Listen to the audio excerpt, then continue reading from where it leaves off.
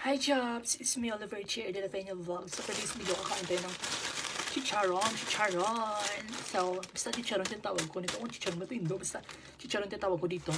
So, kwentuhan tayo dito sa crush ko. Throwback grade 12 senior high. Oh my God, mga kwentuhan. Ang OA. So ngayon mga Jobs, wala akong kukwento sa inyo. Grade 11 ako nung senior high.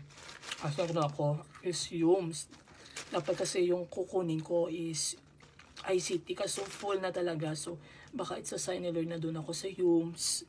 Kasi gusto ko sa UMS kasi meron doon mga like ano, di naman ako active. May yain naman talaga ako that time, mga grade 12 ako. Grade 12, grade 11. So meron akong first nag-introduce mo na ako sa self ko. My name is Oliver Chia Lavenia. My habits is na ganun, mga ganun ba. Then doon mga ilang days, it's meron akong kitang pogi, pero hindi ko siya agad bet ha. Nakakrush lang ako sa kanya, pero mga ilang days, mga October yun maskara, nakamascara. October, hindi ko na siya crush, hindi ko na siya bet. So may napansin ako nung break time na sa school. Then tinignan niya ako, nagkwentuhan kami ng mga classmate ko doon. Nag-smile ko na ganun ako.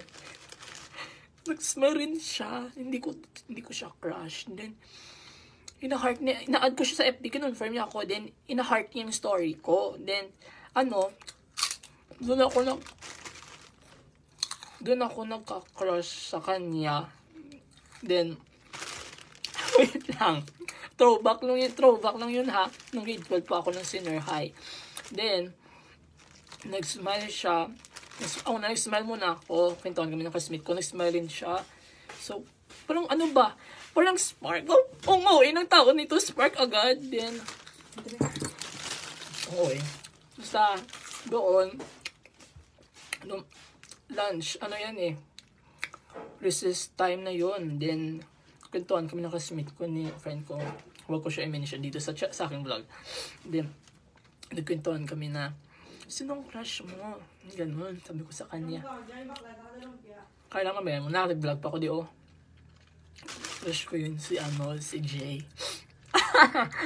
Sabi ko, crush ko si Jay. Then, kwentuhan kami, narinig ng classmate ko. Di nang chismosa ko man ng isa ka classmate. Gilap tayo man. Ay, kahangag. Ay, sorry, baka maban na tayo ulit. Doon, na siya. Basta, ganun na yun. Tinanggalo ko na ha. Kasi kung ilonggon, kung mas hindi nyo kumain,